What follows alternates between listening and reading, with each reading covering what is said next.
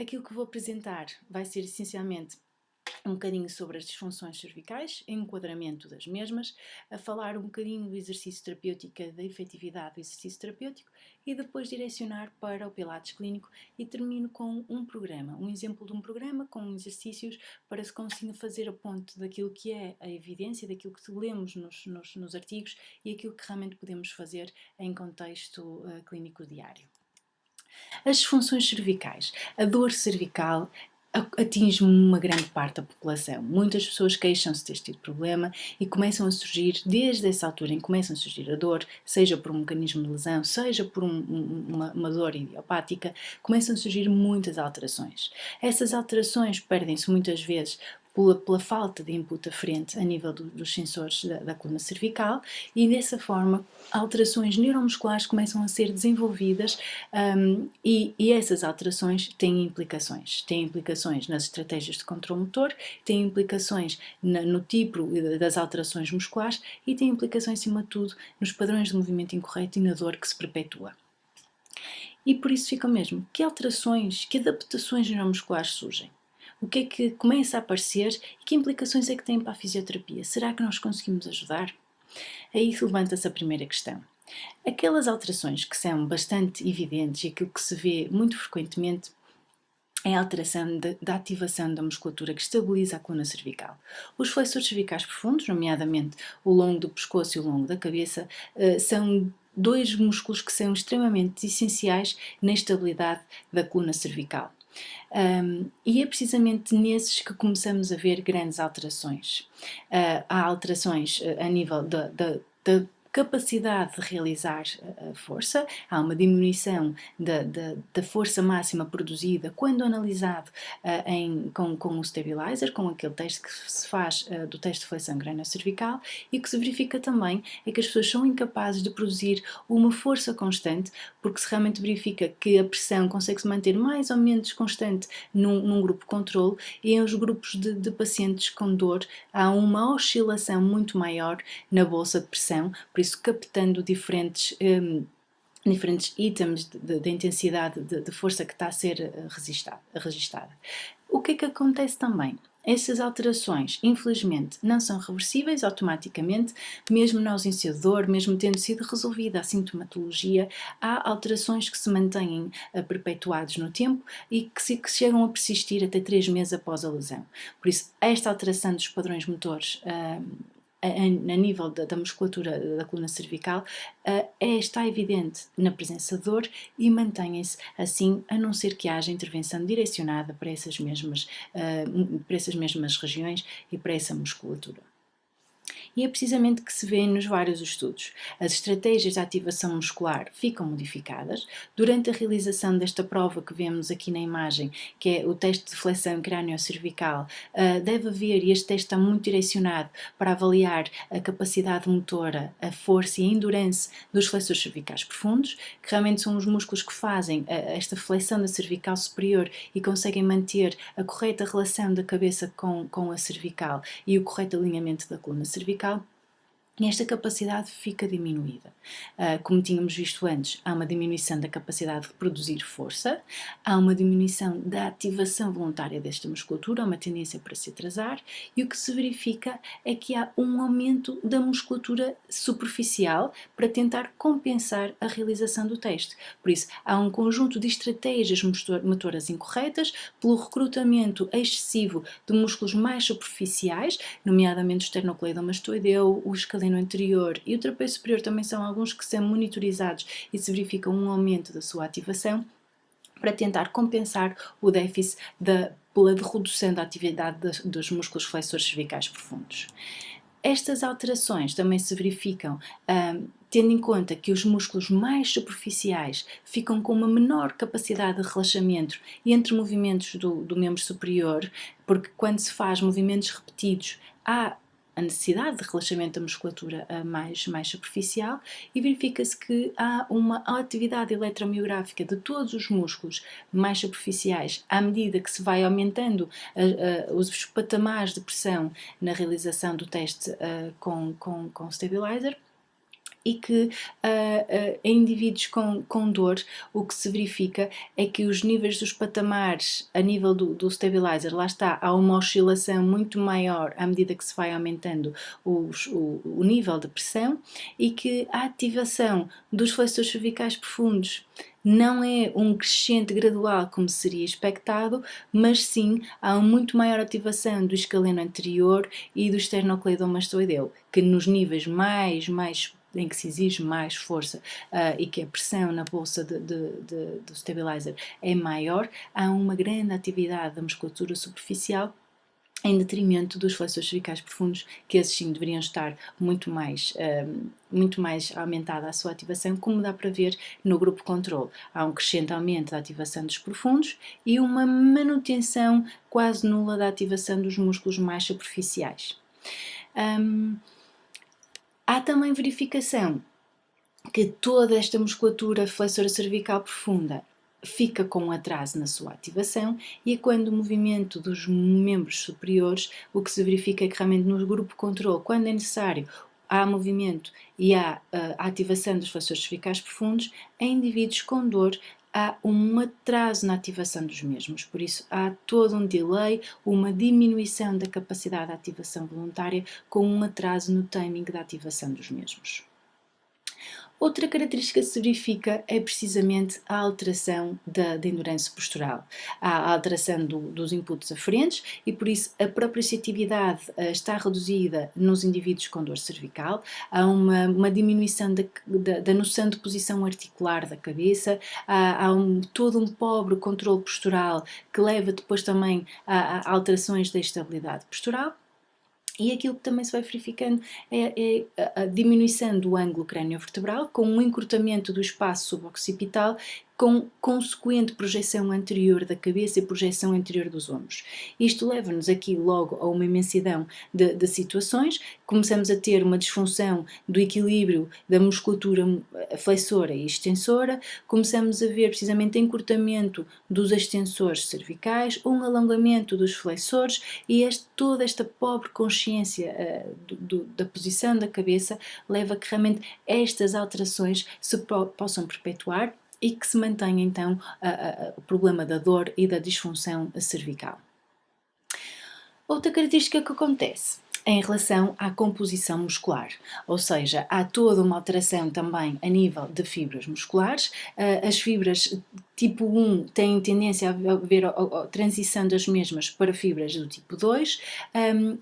Estas alterações não são propriamente específicas de uma patologia, tanto pode acontecer em situações de dor por mecanismos do whiplash, seja por situações de espondilose cervical, seja por situações de artrite reumatoide, seja do que for, ou seja, as alterações a nível da composição muscular não são propriamente específicas de uma patologia, e onde se começa a verificar primariamente é precisamente na musculatura flexora profunda. Contudo, estas alterações também se verificam e são tanto maiores quanto mais crónicas se for a situação. Estas características verificam-se precisamente como se conseguimos ver os pontos negros 12 meses após uma situação de dor, 6% das fibras foram modificadas para tipo 2, 36 meses com dor, ou seja, 3 anos, temos já um aumento muito significativo em que 44% das fibras têm essa modificação. Há então a alteração deste sentido, em que aquilo que nós conseguimos verificar mais é nos músculos que têm uma maior proporção de fibras tipo 1 e que também têm uma maior proporção e uma maior densidade de fusos musculares. Verificam-se precisamente isso nos flexores cervicais profundos, ou seja, nas fibras profundas do longo da cabeça e do longo do pescoço, e também se verificam na musculatura extensora profunda, nomeadamente nos multífidos e na musculatura suboccipital. Além destas alterações do tipo 1 para o tipo 2, em termos de tipo de fibra e da composição da fibra, há também uma alteração que é traduzida por uma infiltração de gordura. Estas infiltrações de gordura que vão mascarar a fibra muscular, vão modificar a consistência do músculo e vão alterar também a propriedade neuromuscular do músculo. Estas alterações surgem precisamente na musculatura extensora profunda da cervical. A perdão, os suboccipitais profundos e o multífidos são aqueles que sofrem mais, por isso vemos na setinha cor laranja o multífidos e temos estas zonas onde temos uma maior densidade do sinal, porque esta é uma imagem de ressonância magnética com um corte transversal a nível de C5, num indivíduo com um hiplaste crónico. Na seta cor laranja vemos realmente o multífidos e aquelas zonas mais esbranquiçadas, porque há uma maior densidade do sinal, são precisamente traduzem-se nas infiltrações de gordura. E as setinhas brancas que também estão a ser apontadas para o semiespinal da cabeça, em que mantemos também estas alterações do sinal que se dizem ser devidas precisamente a estas infiltrações de gordura para o espaço do tecido muscular. Em forma de sumário, aquilo que verificamos, e este quadro da Débora Fala e do Dário Farina traduzem precisamente aquilo que acontece a nível da coluna, das disfunções da coluna cervical. Por isso, quando nós temos dor, há toda uma alteração das propriedades musculares, seja em termos de atrofia muscular, seja em termos das infiltrações de gordura que aparecem, da alteração das fibras musculares e do tipo de fibras musculares. Estas alterações musculares das propriedades do músculo em si levam a alterações das estratégias de controle motor, por isso há toda uma diminuição da capacidade de ativação da musculatura profunda, há uma alteração e há um atraso na ativação do músculo, por isso há um atraso naquele mecanismo de feed-forward, há um aumento da musculatura, da ativação da musculatura superficial, há uma fadiga que se instala muito mais rapidamente e estas duas situações vão levar então à perpetuação da dor. Esta dor, ou seja, estas duas características, juntamente com a dor, levam precisamente a que toda a capacidade de endurance da musculatura estabilizadora, tanto a flexora como a extensora em termos de cervical, fique com a endurance muito reduzida e as pessoas entram rapidamente em fadiga, têm muito menos capacidade de produção de força, a parte proprioceptiva está grandemente alterada e há toda uma perda da coordenação de reorganização das fibras musculares e do tempo de ativação muscular e da sequência da ativação muscular que é tão necessária para termos uma boa estratégia motora. Por isso, é necessário endereçar e termos em mente estas alterações para que o nosso programa e a nossa intervenção vá de encontro a todas estas alterações que decorrem das disfunções cervicais. A pergunta também fica, quando cedo surgem os déficits? Será uma coisa imediata? Bem, aquilo que se sabe é que, apesar de não ser uma situação imediata, a atividade que se verifica a nível de musculatura mais superficial, ou seja, o esternocleidomastoideu, aumenta significativamente a sua atividade eletromiográfica no primeiro mês após uma lesão por whiplash. E também se verifica que as alterações pelas infiltrações de gordura, que apesar de não serem imediatas, são tanto maiores quanto maior for a intensidade da dor e também quanto mais crónica for a situação. Começam-se a ser verificadas 3 meses após o início da dor ou após o início de uma lesão, em que realmente estas alterações e estas infiltrações do tecido muscular ocorrem bastante cedo após um trauma da cervical. Por isso, tendo noção que existe isto, tendo noção que há alterações de todos estes mecanismos, é preciso intervir. E será que a recuperação vai ser rápida? Será que é espontâneo? O que é que nós precisamos de fazer? E efetivamente, é uma coisa que preocupa, é que sem treino específico, sem uma intervenção direcionada e bem desenhada para aquele utente, não vamos conseguir obter melhorias do controle motor. Por isso, o treino através do exercício terapêutico é algo fundamental, tanto em indivíduos com cefaleia cervicogénica, tanto em indivíduos por lesão por whiplash, por isso não há uma recuperação a nível das características musculares e do controle motor dos músculos em redor da cervical sem que ocorra um treino específico. E o que nos entristece é que, de facto, mesmo na ausência de dor, mesmo com a resolução dos sintomas álgicos, não há uma recuperação espontânea desta musculatura. Estas alterações surgem na presença de dor, após um mecanismo de lesão, mas mantêm-se precisamente para além da fase aguda e podem mesmo contribuir para a cronicidade da situação se não forem intervencionadas, se não forem realizados um tipo de treino específico para tentar reverter todas estas situações. E então fica a questão: que tipo de exercício é que podemos realizar? O que é que a evidência nos está a sugerir? Bem, há a evidência que nos sugere e que realmente é muito consistente na utilização do treino dos flexores cervicais profundos. Os flexores cervicais profundos são aqueles que são grandemente afetados logo nas fases mais iniciais do pós-mecanismo de lesão, e para isso nós vamos ter que endereçar a nossa intervenção para estes mesmos músculos. Vamos começar por ensinar ao utente como realizar o treino e a contração dos flexores cervicais profundos e tentamos começar por níveis mais básicos em que podemos até mesmo modificar a posição do utente para facilitar a realização do mesmo. Em decúbito dorsal, a carga imposta pela gravidade está reduzida, como é óbvio, e por isso vamos começar estas primeiras fases, o primeiro patamar de ensino, de aprendizagem deste treino destes músculos, nesta mesma posição, para ser mais facilmente reproduzida e para o indivíduo conseguir percebê-la e entendê-la de uma forma mais precisa. A utilização do stabilizer vai nos ajudar a monitorizar a pressão, vai nos ajudar a graduar e a tentarmos ter um outcome que é o outcome da força, e por outro lado, por ser uma bolsa por ar, né, composta por ar, vai nos ajudar a dar também algum feedback e aumentar um bocadinho o input ao sistema para facilitar então a realização desse mesmo treino.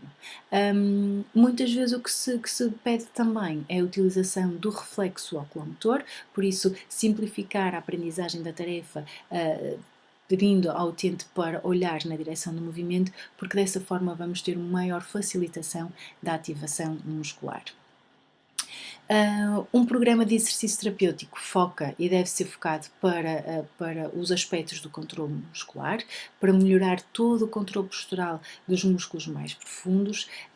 São começados a serem realizados, o treino deverá começar com exercícios de baixa carga, precisamente para fazer o treino da coordenação entre as diferentes camadas dos músculos cervicais, começamos a ativar a musculatura mais profunda e depois progressivamente aumentar a endurance, aumentar a carga e a intensidade do treino para que haja depois uma sinergia entre os músculos mais profundos com os músculos mais superficiais. O programa de exercício terapêutico deve ser realmente baseado em toda a evidência biomecânica, a evidência clínica e fisiológica da alteração que ocorre nestes músculos e que realmente está presente nos indivíduos com dor cervical. Por isso temos de ter em noção as alterações que ocorrem e endereçar o nosso programa de treino para essas mesmas alterações. O fortalecimento geral não está de todo recomendado nas fases iniciais. É necessário focarmos e irmos de encontro a este fortalecimento geral, mas um programa de exercício terapêutico deve começar em níveis de intensidade muito mais básicas, muito mais simplificadas desde o início. Por isso, o fortalecimento geral pode não estar direcionado à disfunção e esta falta de coordenação entre a musculatura superficial e a musculatura mais profunda, mas sim deve ser introduzido quando já há estes componentes de sinergia entre musculatura flexora e extensora tenha sido adquirida. Por isso, vamos chegar lá, mas não numa fase inicial. Assim, o que a evidência realmente nos fala é que um programa de exercício terapêutico deve passar por estas diferentes fases. Começamos precisamente por dirigir a ativação dos flexores cervicais profundos, por isso vamos fazer exercícios em diferentes posições e o decúbito dorsal, por norma, é a posição inicial para se facilitar esta contração deste início do programa. Fazem-se exercícios de baixa carga, depois pode-se modificar o decúbito para um decúbito ventral, por exemplo, e começamos aí a desafiar também um bocadinho com as mudanças das posições. Assim que está compreendida a ativação desta musculatura, nós vamos tentar treinar a sua capacidade de endurance. E então fazemos maior número de repetições, utilizamos movimentos ainda com pouca intensidade, pouca carga, mas vamos aos pouquinhos aumentar o número de repetições, vamos fazendo pequenos desafios. Para quê? Para treinar e para chegarmos a um treino dos padrões de ativação entre os músculos mais profundos com os músculos mais superficiais. Por isso, realmente queremos progredir e ir desenvolvendo as competências motoras do centro para a periferia, e então vamos aos poucos e poucos alcançando diferentes camadas da musculatura em torno da cervical. Os exercícios de co-contração são os que são feitos de forma seguida, por isso depois tentamos realmente obter a co-contração entre os flexores e os extensores, e vamos progredir o treino para exercícios que vão poder reeducar o uso destes mesmos músculos em posturas antigravíticas, em posturas do dia-a-dia, em posições mais funcionais, para realmente termos depois, na fase final, endereçando o programa a todo um conjunto de exercícios que vão fomentar o fortalecimento e a endurance em atividades funcionais, em necessidades funcionais. Por isso, o último patamar do programa do exercício deverá ir de encontro àquilo que aquele indivíduo precisa no seu dia-a-dia, seja pela sua atividade profissional, seja por uma modalidade desportiva que pratica. Nós deveremos endereçar e finalizar o nosso programa de treino de encontro a essas mesmas necessidades funcionais. Será que o exercício é eficaz? Será que vai ajudar todos? Bem, há todo um conjunto de evidência que nos vai suportar e dizer que o exercício terapêutico tem efeitos extremamente benéficos em diferentes disfunções da coluna cervical, seja em indivíduos com cefaleia cervicogénica, seja em indivíduos com dor cervical crónica e idiopática, seja em indivíduos com dor cervical após uma lesão por whiplash. O exercício terapêutico é muito benéfico no alívio da dor da cervical e da cefaleia, a nível da incapacidade e a nível também da dor cervical da cefaleia em situações de whiplash. É aquilo que se vê em estudos da cefaleia cervicogénica, é que estes efeitos são mantidos a longo prazo, neste estudo efetuado pela Gwen Zhou e por outros colaboradores. Também se verifica a grande efetividade do exercício terapêutico no que diz respeito aos mecanismos de eficácia, porque é com esta modalidade de intervenção e com esta ferramenta de tratamento que conseguimos melhorar significativamente a ativação dos flexores cervicais profundos durante a realização do teste de crânio cervical. Conseguimos ter uma melhoria também da ativação, da velocidade de ativação durante movimentos do membro superior. E há também toda uma melhoria da capacidade em manter a posição neutra da coluna cervical durante posturas sentadas prolongadas. Por isso, há uma melhoria daqueles inputs aferentes, da noção de posição articular e de uma maior capacidade de manter todo um controle postural adequado. E a evidência continua a dar suporte a esta intervenção com exercício terapêutico. Por isso, temos melhorias a nível da incapacidade, a nível da dor, da satisfação geral do doente, da força muscular isométrica, que estes níveis de diminuição da incapacidade e da dor que são mantidos em follow-ups de um ano, por isso temos a longo prazo, continuamos a ver esses mesmos efeitos. Há uma melhoria na noção de posição articular da coluna cervical, vê-se efeitos positivos não só a nível dos sintomas, mas em relação a todo um estado de saúde geral e mesmo na capacidade de trabalho. E por isso temos realmente muita evidência que suporta, que nos dá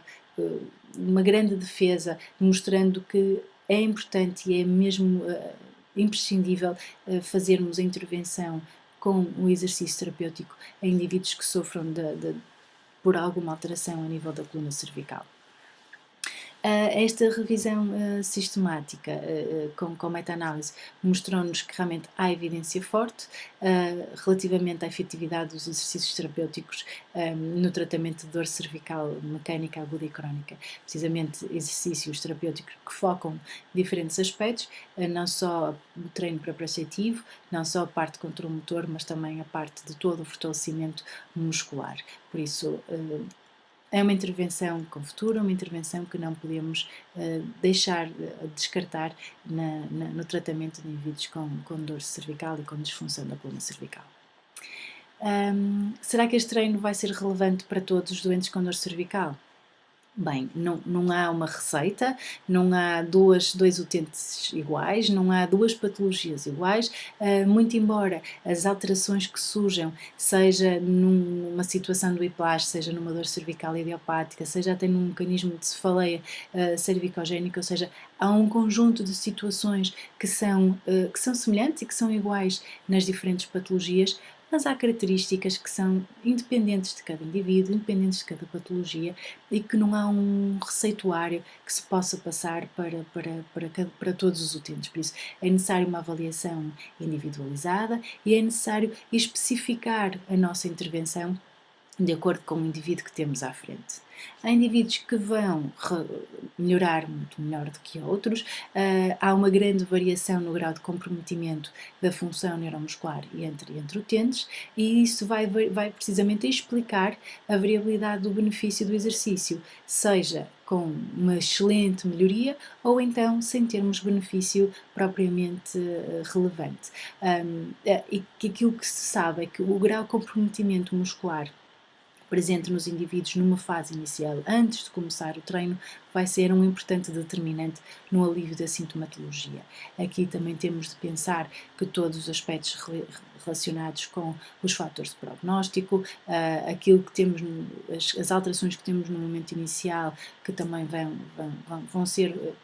pronto, um fator bastante ponderante no sucesso do tratamento. Temos também as estratégias de coping do utente para a sua melhoria. Se é uma pessoa mais passiva, o prognóstico vai ser pior, por isso toda a parte psicológica e as componentes associadas às crenças também vão condicionar o sucesso do tratamento. A percentagem de melhoria da ativação dos flexores cervicais profundos após o treino vai depender da atividade possível no momento inicial,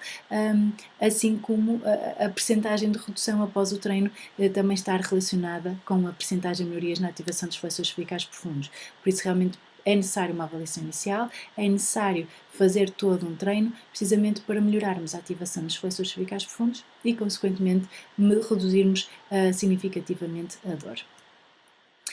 E aqui que surge agora o Pilates tradicional e a modalidade de Pilates em si, para dar um bocadinho de resposta a esta vertente do exercício. Ora bem, o Pilates foi criado por este senhor, o Joseph Pilates, um indivíduo que nasceu no final do século XIX e que, para essa altura, teve uma esperança média de vida bem maior, bem superior àquilo que era habitual. E ele, em criança, foi uma criança com um estado de saúde bastante debilitado, sofreu de febre reumática, raquitismo, tive asma, e desde sempre, sendo uma criança muito débil, foi procurando exercitar-se por sua forma autónoma, de autorrecriação. Ele foi praticante de boxe e outras artes marciais, de tai chi, e com algumas influências e com a vontade de se autotratar, ele foi desenvolvendo um conjunto de exercícios que seguia como uma doutrina, como uma disciplina, e realizava-os de uma forma quase obrigatória daquela maneira, e seguia-o com os seus princípios e fazia sempre os exercícios de determinada maneira, precisamente porque sentia que se faziam sentir bem. Depois, entretanto, foi conseguindo aplicar o seu método em diferentes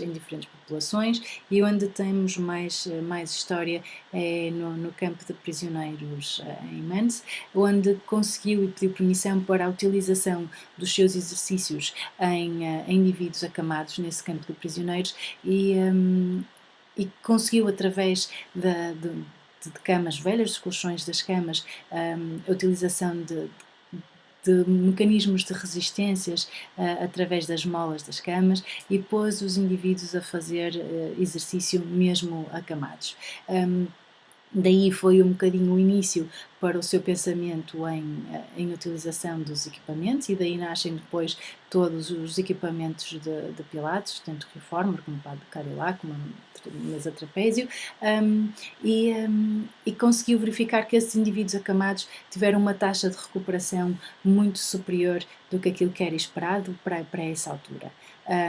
Depois, pronto, entretanto, ele foi para os Estados Unidos, onde abriu o seu primeiro estúdio, que ele nunca chamou de Pilates, não tinha essa pretensão, e ele publicou 2 livros em que intitulava o seu método de contrologia, porque ele acreditava de facto que era todo um método corpo-mente em que o controle do corpo, o controle da mente e a realização dos exercícios de uma forma concentrada estavam na base do seu sucesso. E por isso o Sr. Pilates era a prova viva do sucesso das suas intervenções. Ele praticava em si próprio e continuava a fazer os exercícios com níveis de flexibilidade e de força muito acima da média, e realmente é de louvar esta invenção dele e o leque de exercícios que trouxe cá para fora, para que agora possam ser utilizados de uma forma muito diferente da original, mas que possam ser utilizados em vertente clínica. O seu método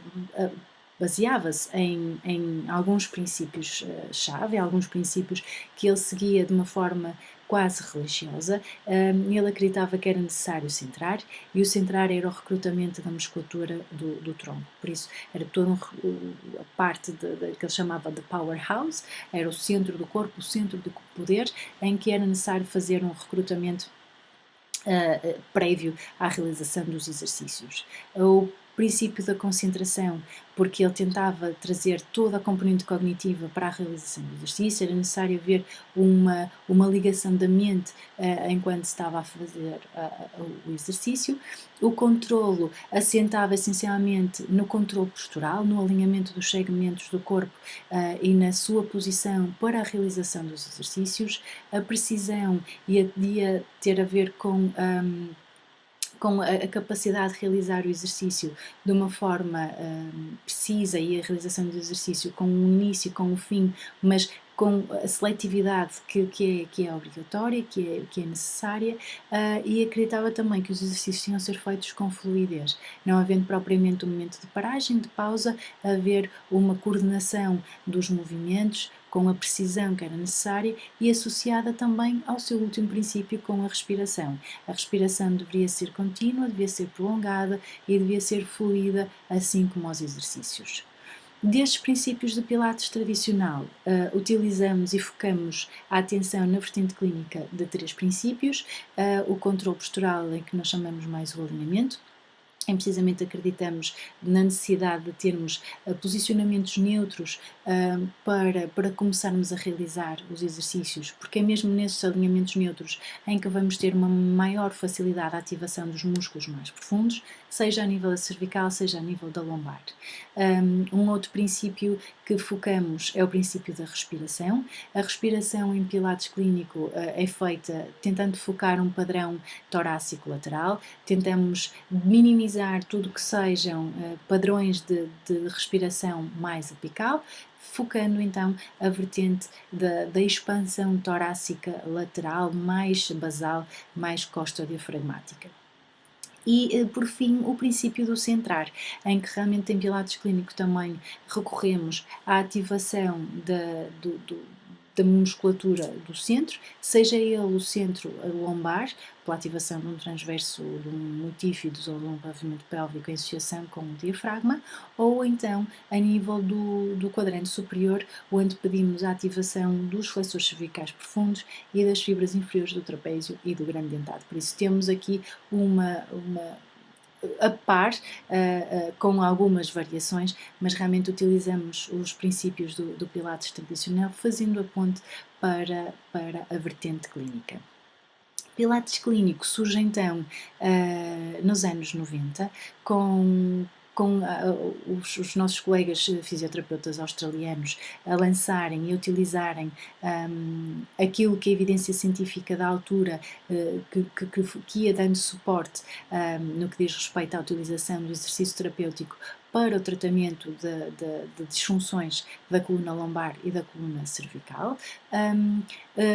Pegaram nos exercícios de Pilates tradicional e Tendo em conta esta junção de evidência com os exercícios, foram desdobrando, simplificando, modificando todos os exercícios pilates tradicional em exercícios com diferentes níveis, com diferentes patamares, com diferentes intensidades de treino. Para quê? Para que se pudessem adaptar e especificar para os utentes que encontravam em contexto clínico. Pilates clínico é uma ferramenta de trabalho dos fisioterapeutas, deve ser feito precisamente por este tipo de profissionais, em que fazem tendo noção da patologia, tendo noção das disfunções existentes nos indivíduos. É feita uma avaliação inicial que é fundamental e depois é elaborado todo um programa de treino que vá de encontro às necessidades de cada indivíduo e também que vá de encontro aos resultados da avaliação. Por isso,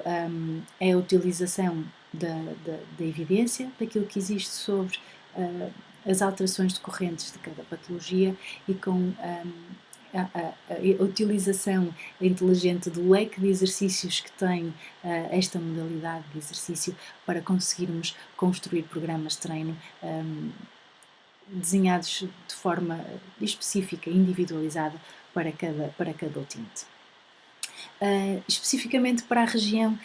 da coluna cervical. Em Pilates clínico o que fazemos precisamente é a avaliação inicial, é feita o teste de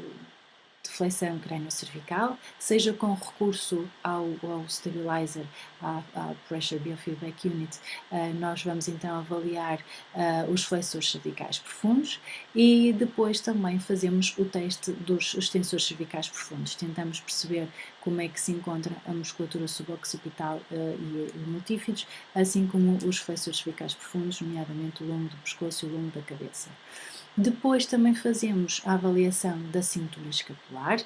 em que tentamos perceber a capacidade e a noção de posição em alinhamento neutro e a diferenciação dos movimentos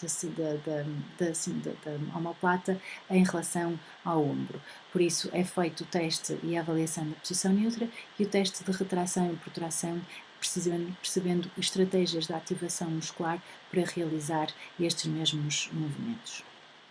E como é que vamos elaborar um programa de exercício? Que exercícios pilates podemos utilizar? Lá está, mais uma vez, não há uma receita, mas há realmente uma guia clínica que nos ajuda a elaborar um programa. Por isso, este modelo proposto pela Richardson foi desenhado mais para a região lombar, até porque o método de Pilates também surge mais conhecido como o tratamento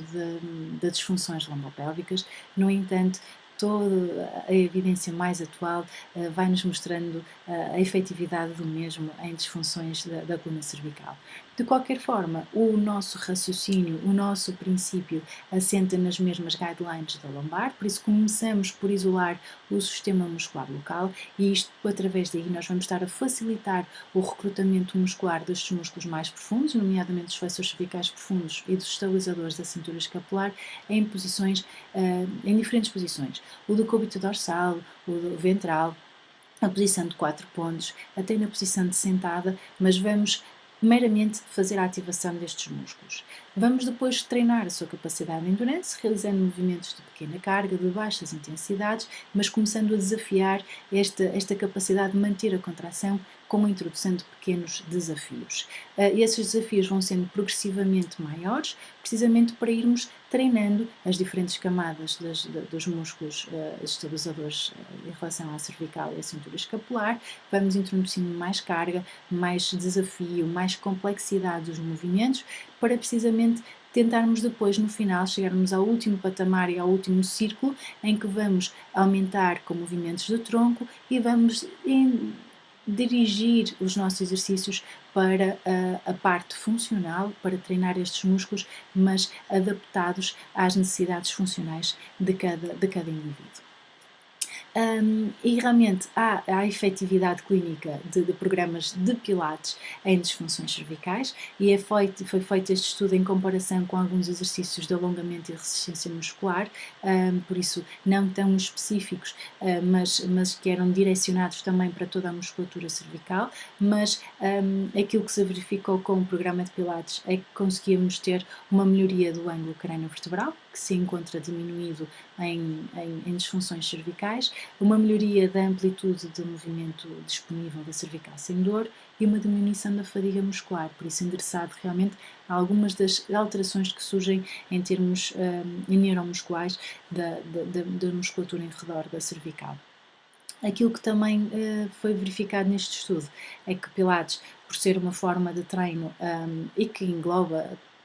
toda a musculatura da coluna, fortalece essa mesma musculatura, por isso não está só direcionado para a parte cervical, mas há todo um fortalecimento da musculatura em redor da coluna vertebral. Promove uma melhoria da postura, da consciência corporal e também melhora a estabilidade global e local. Por isso temos uma modalidade de tratamento para a prevenção de todas as alterações posturais que são tão características em disfunções cervicais e que nos dá precisamente o alento a continuar este caminho na utilização de Pilates clínico como mais uma ferramenta de tratamento inserida sempre numa intervenção multimodal. Não acredito que seja a única coisa a fazer, porque não é só isto que faço também, mas utilizo os benefícios desta modalidade de exercício e interpreto esta mesma modalidade em formas muito específicas para cada utente. Se utilizo, sim, precisamente quando tenho indicação e quando acho que realmente posso vir buscar aqui uma mais-valia no tratamento destes utentes. E por isso, o programa de Pilates Clínico vai precisamente ir de encontro a todos estes passos que foi falando anteriormente. Começamos pela ativação dos músculos cervicais profundos, treinamos a sua capacidade de endurance, entramos no treino de ativação dos músculos profundos e superficiais, avançamos para exercícios de co-contração e reeducamos depois em postura e endereçamos às necessidades funcionais. E é assim que vou terminar a apresentação, precisamente mostrando um bocadinho de um programa que podemos fazer. Por isso, esta fase inicial, em diferentes posições, vamos facilitar a ativação dos flexores cervicais profundos em diferentes posições e fazemos também todo um treino da musculatura estabilizadora da cintura escapular. E aqui em vídeo podemos ver a realização do Hundreds Prone, em que fazemos precisamente uma ativação do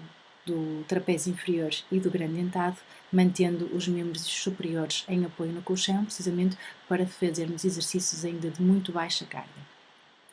Progredimos com o treino da capacidade de endurance e aqui o que nós fazemos é começar a elevar os membros do colchão, começamos a utilizar posições mais desafiantes e por isso fazemos movimentos um bocadinho mais à distância do problema fundamental, ou seja, do principal problema que tem a ver agora neste caso com as disfunções da coluna cervical e começamos a introduzir movimentos com pequena amplitude, mas começamos a desafiar a capacidade de controle do sistema muscular local e manter a sua ativação com desafios dados pelos membros superiores. E aqui vemos especificamente o exercício do Hundreds Prone, mas com movimentos oscilatórios dos membros superiores, em que realmente o que vamos fazer vai ser a contração e com o movimento rítmico para treinar a endurance desta musculatura. A treino de endurance também pode ser feito precisamente com os movimentos dos membros superiores, em que fazemos, aqui são movimentos dinâmicos, em que fazemos em alternância, mantendo todo o alinhamento da coluna cervical, mantendo os ombros afastados das orelhas e mantendo o alinhamento da coluna lombar, por isso conseguimos fazer estes pequenos desafios. Aí depois progredimos o treino para a sinergia entre os músculos mais profundos e os músculos mais superficiais. Endereçamos então exercícios mais próximos do problema, por isso aqui os movimentos a serem feitos com o quadrante superior, exercícios estáticos, mas que precisam precisamente da sinergia entre musculatura profunda e superficial, e aqui já com pequenos movimentos do tronco para desafiar ainda mais esta capacidade. E aqui o exercício vai ser feito precisamente com a elevação ligeira do tronco, do contacto com o colchão e com movimentos dos membros superiores para lhe dar uma maior dinamismo e para lhe dar esta característica da sinergia entre músculos superficiais e profundos. Depois pretende-se então alcançar os mecanismos de co-contração entre musculatura flexora e extensora, em que realmente começamos a ter movimentos do tronco, em que partimos das posições neutras, saímos das neutras e voltamos à posição neutra. Aqui também em que há a elevação da coluna cervical e dos ombros do colchão, e aqui num exercício ainda mais de maior intensidade, com uma posição de prancha a ser alcançada, mas aqui a co-contração dos músculos flexores e extensores do tronco, tanto a nível cervical como a nível de toda a coluna. Maior carga, maior complexidade, e é isso que temos de tentar ir fazendo um crescento a nível de desafio, precisamente para conseguirmos alcançar os diferentes níveis de progressão das guidelines clínicas que são propostas precisamente para o treino com o exercício terapêutico. Aqui aumentamos depois o nível de complexidade pela introdução também de um membro inferior, por isso aqui já há necessidade também de um bom controlo a nível lombopélvico e da noção de posição articular, não só a nível da coluna cervical e cintura escapular, mas também toda a região lombopélvica. Não há necessidade de se ultrapassar níveis para a extensão da lombar e por isso termos mais ainda a característica cognitiva aqui a ser sempre posta em causa durante a realização dos exercícios de Pilates clínico. Aumento da noção da posição articular e aqui a utilização de alguns equipamentos, por isso nós conseguimos também utilizar as resistências para fortalecer e para aumentar um bocadinho mais esta característica para trabalho concêntrico e excêntrico de musculatura agonista e antagonista do movimento, por isso temos uma maior coordenação e uma maior interligação com os exercícios que estamos a fazer. E depois vamos terminar o programa reeducando precisamente em atividades de posturas antigravíticas, com necessidades ou atividades funcionais, com movimentos e com as resistências, com a utilização de bolas, em posições de sentado, em posições de maior carga, precisamente para ir de encontro àquilo que é necessário. E aqui deixo-vos ficar também com alguns exemplos, por isso numa posição de sentado, uma posição que muitas pessoas utilizam no seu dia-a-dia na atividade laboral, em que uma utilização da resistência vamos aumentando um bocadinho mais o recrutamento muscular da área e que conseguimos precisamente ir de encontro àquilo que mais necessitam no seu dia-a-dia.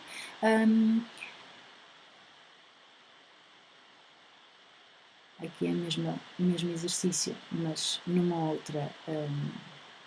perspectiva.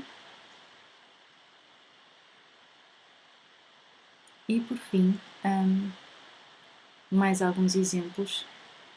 em que aqui a necessidade de haver um controlo da região lombar e pélvica e um alongamento da região superior do corpo, precisamente pelas necessidades